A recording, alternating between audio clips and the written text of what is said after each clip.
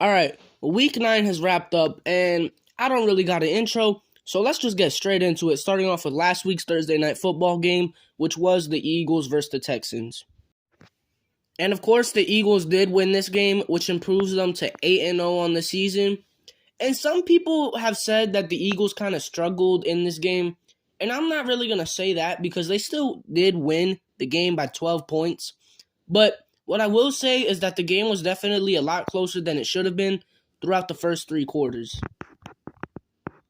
Because I think the score was something like 21-17 heading into the fourth quarter. And obviously, if you're one of the best teams in the NFL going up against one of the worst teams in the NFL, the score shouldn't be that close. But it didn't really end up mattering because the Eagles still won this game, and that's all that matters. Jalen Hurts had another solid game. Miles Sanders continues to play very well. And then Dallas Goedert. Oh, man, Dallas Goedert went absolutely off this game. To be honest, I think I would say Dallas Goedert was the MVP of the Eagles this game. And as for the Texans, like it's been the whole season, Dameon Pierce was the only bright spot on their team. It kind of sucks to have such a talented player like Dameon Pierce be stuck on a poverty team. But yeah, that's all I could say about that game. Eagles get the win, improve to 8-0. Let's move on. Colts versus Patriots. Yeah, what can I really say about this game? The Patriots beat the Colts 26-3. Yeah, this is just a game where nothing interesting happened. I obviously didn't even tune into this one at any point because I knew that I would have no interest in this game. And even looking at the stats, there's nothing that jumps off of the stat sheet to me. Like, this was just a boring, non-interesting game. Patriots blew out the Colts 26-3. I think a lot of people were expecting that. The Colts are garbage. They fired their head coach. Frank Reich is gone. They brought in Jeff Saturday, which I don't know how that's going to help. But, hey, at least they got rid of Frank Reich. And, yeah, the Colts are garbage. The Patriots, I've been underestimating them, and now they're playing really well, so good for them. But yeah, that's all for this game. Next up, we got the Packers versus the Lions, and this was just a low-scoring, ugly football game, which the Lions surprisingly won. Actually, I don't even know if that's really surprising anymore because the Packers are horrible. But yeah, the Lions won this game, I guess because they played less ugly football than the Packers. The Packers just couldn't get absolutely anything going on offense. Maybe if Aaron Rodgers didn't throw 3 interceptions, they would have been able to put up a little more points. But unfortunately, like I said, Aaron Rodgers threw 3 interceptions, so that really just put the Packers in a bad position. I mean, the Packers defense played pretty good this game. They only allowed the Lions to score 15 points, but it's just their offense could not capitalize off of anything. I've already said Aaron Rodgers did not play good at all this game, threw 3 interceptions. That's unacceptable. But the Packers also could not get the running game going at all. Aaron Rodgers was actually the Packers' leading rusher, and he only ran for 40 yards. So if Aaron Rodgers is being outplayed by Jared Goff, and you also just can't do anything with the running game, that's just a recipe for disaster. Literally, if the Packers scored one more touchdown this game, just one more touchdown this game, they would have won. But their offense was physically incapable of doing that, and so they lost. The Packers are horrible, and shout out to the Lions for winning this game, but that's all I got to say for this one. Next up, we got the Chargers versus the Falcons, and this game was way too close. Way too close. When you're the Chargers and you have expectations of being a contender, and you go out there and only beat the Falcons by 3 points, that's just bad. That's just bad. And not to mention, the Falcons literally had this game won. They literally had this game won. It was one of the final plays in the game. I think there was like a minute left or something. Austin Eckler had the ball, fumbled. Falcons player picks it up. He's running a little bit. Then the Falcons player fumbles the ball. The Chargers get the ball back, and they still have the chance to go down the field, kick a field goal, and win the game. And that's exactly what happened. I didn't watch this game because I thought it wouldn't be close at all, but I did see that final play. And if you haven't seen that final play, you need to see it because that just sums up this whole game perfectly. The Chargers literally got a lucky win against a team that's probably going to have a top 5 draft pick. That's insane, man. To talk about some individual players in this game, though, Joshua Palmer, he played really great for the Chargers. He really stepped up in this game, I guess as the number 1 receiver for the Chargers since Keenan Allen is injured. Mike Williams is injured, so shout out to Joshua Palmer. Also, Cordero Patterson came back this game, and he scored 2 touchdowns. So that's cool to see, I guess. But yeah, this game was just a complete mess. The Chargers get an extremely lucky win here, but hey, a win is a win, I guess. So does it really matter? Next up, we got the Bills versus the Jets. Upset alert. The Jets pull out the win here, 20-17. Let's talk about it. The biggest thing here was that Josh Allen just did not play good at all. At all. At least in the throwing game. Because in the rushing game, he killed it. He had almost 90 rushing yards and 2 touchdowns. He killed it in the running game, but in the throwing game, he did not do good at all. He barely passed for 200 yards, threw 2 interceptions, one of them which sealed the game for the Jets. Yeah, just not a good game here from Josh Allen. Apparently, he did suffer an injury in this game, so that might have affected his play, but still, he just didn't play good at all. And yeah, that's all I could really say for the Bills because they couldn't get much going on offense other than Josh Allen running. I mean, Stephon Diggs played all right, I guess. He had that one big play at the start of the game over Sauce Gardner that went for a lot of yards. But other than that, he was kind of silent the rest of the game. So yeah, the big thing here was just that the Bills offense just could not get it going at all. Big shout out to the Jets defense, though, because I do think a big part of that is the Jets defense playing well. The Jets actually have a really solid, fun defense, and they came to play here against the Bills. As for the Jets, I mean, Zach Wilson did not really have a stellar game at all. He didn't throw an interception, so that's cool, but he didn't do anything amazing. What it really was for the Jets offense was Michael Carter. He played great. He split in carries with James Robinson. I guess he's the Jets running back 1 now, so what was the point of even trading for James Robinson? I guess for extra depth, I guess. And also Garrett Wilson. Garrett Wilson, he's been absolutely great this year. He had another great game here.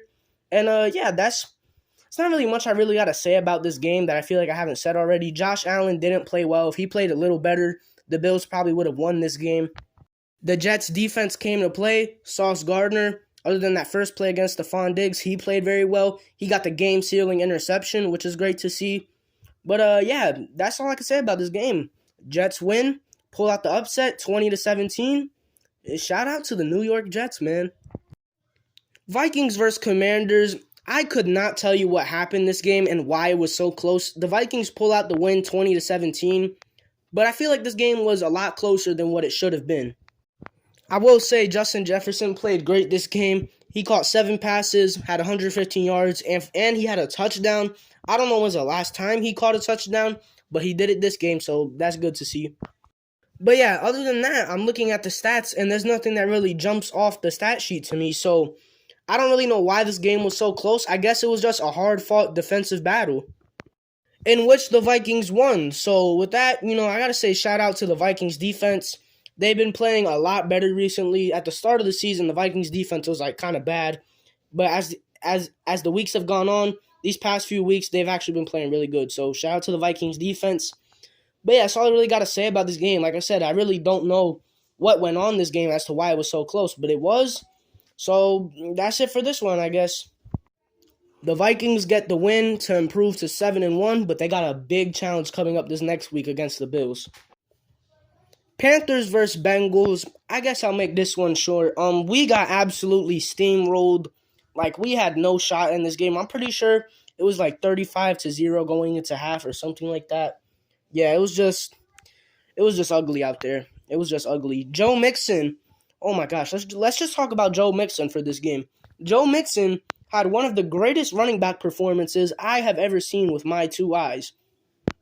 He had 150 rushing yards for 4 touchdowns, and that's not it. He had almost 60 receiving yards and got a receiving touchdown, so he went absolutely off this game. One of the greatest performances in the past couple years.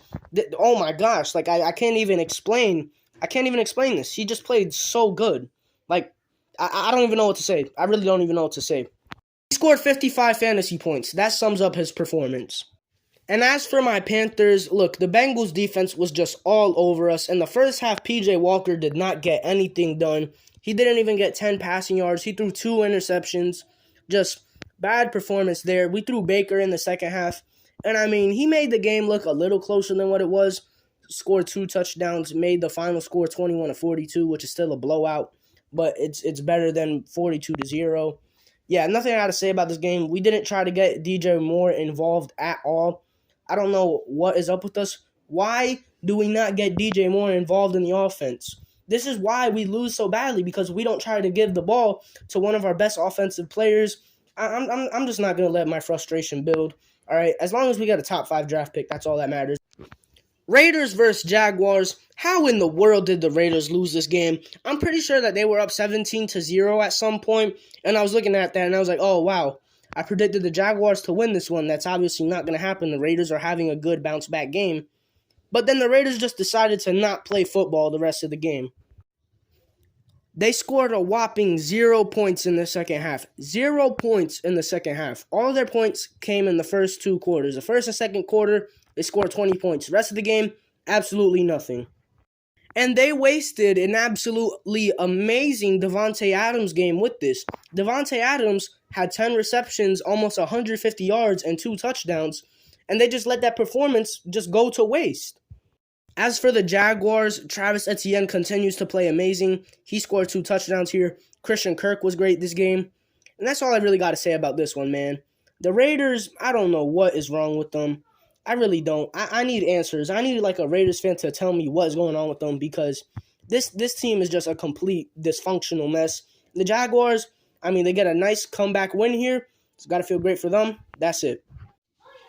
Dolphins versus Bears. This was just a typical Dolphins game, an offensive shootout. Dolphins win 35-32. And there's a lot to say about this game here. Let's start off with the Bears. Justin Fields, man.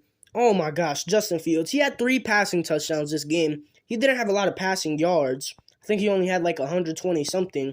But he had 3 passing touchdowns.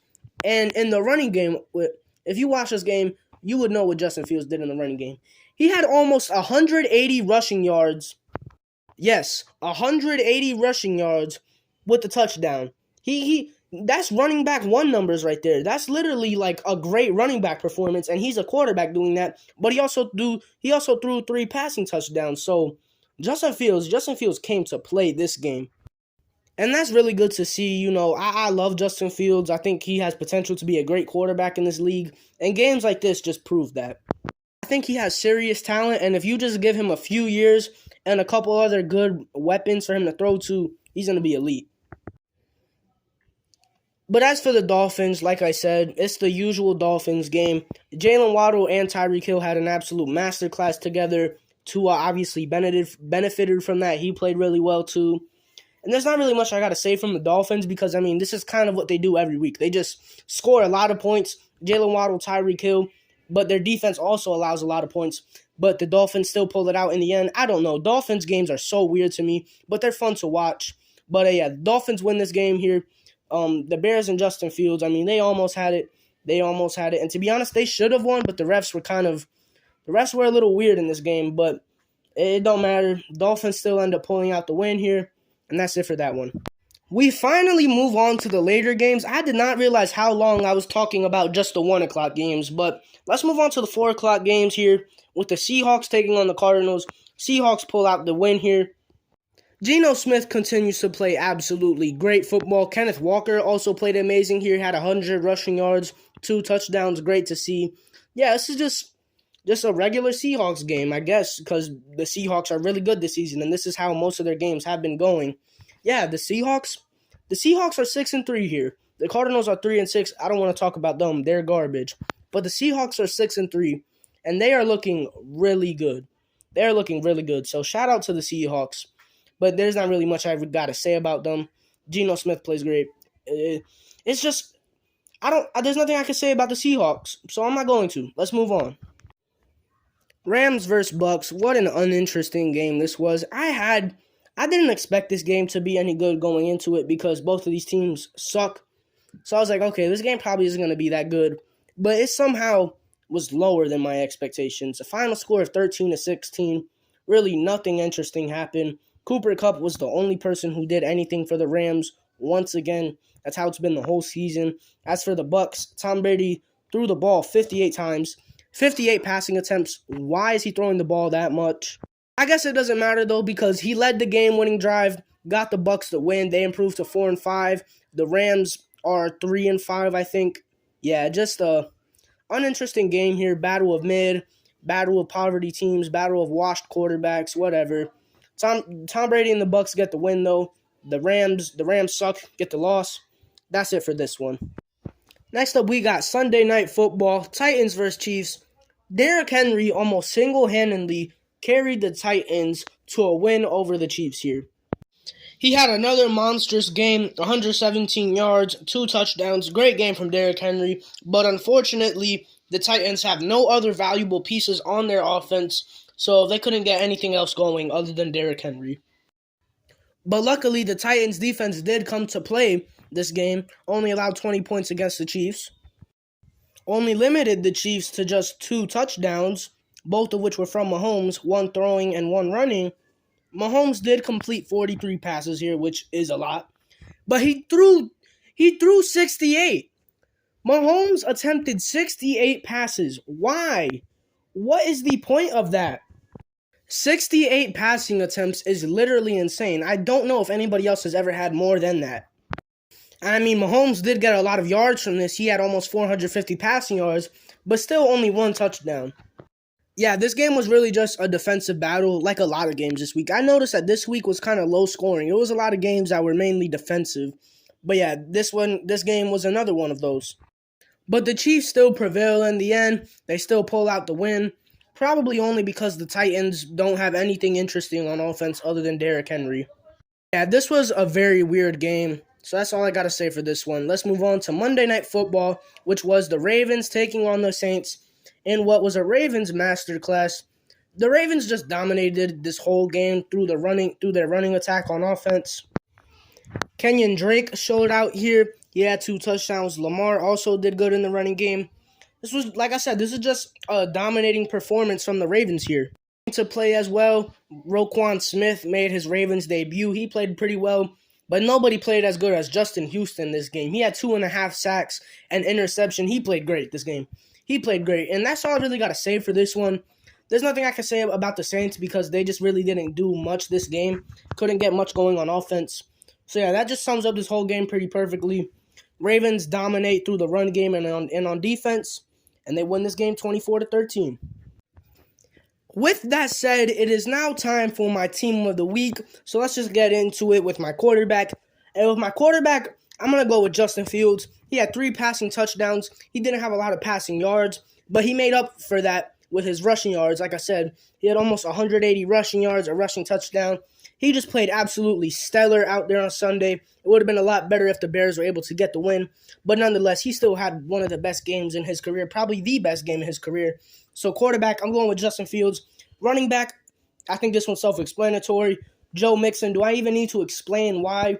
5 total touchdowns, one of the best running back performances in recent memory. So running back, I'm going to go with Joe Mixon. Wide receiver, I'm going to go with Davante Adams here. The Raiders did fumble the rest of the game, but Davante Adams still played great. I think he had 10 receptions, 150, 160 yards, something like that. 2 touchdowns. He played amazing. And for defense, I'm going to go with the Lions for defense. They held Aaron Rodgers and the Packers to just 9 points, made Aaron Rodgers throw 3 interceptions. I think the Lions have to get the defensive nod when you hold Aaron Rodgers and the Packers to 9 points and pick him off 3 times. So defense, I'm going to go with the Lions. That's my team of the week.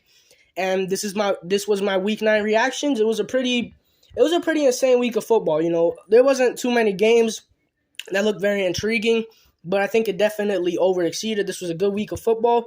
And yeah, that's all I got to say. Peace.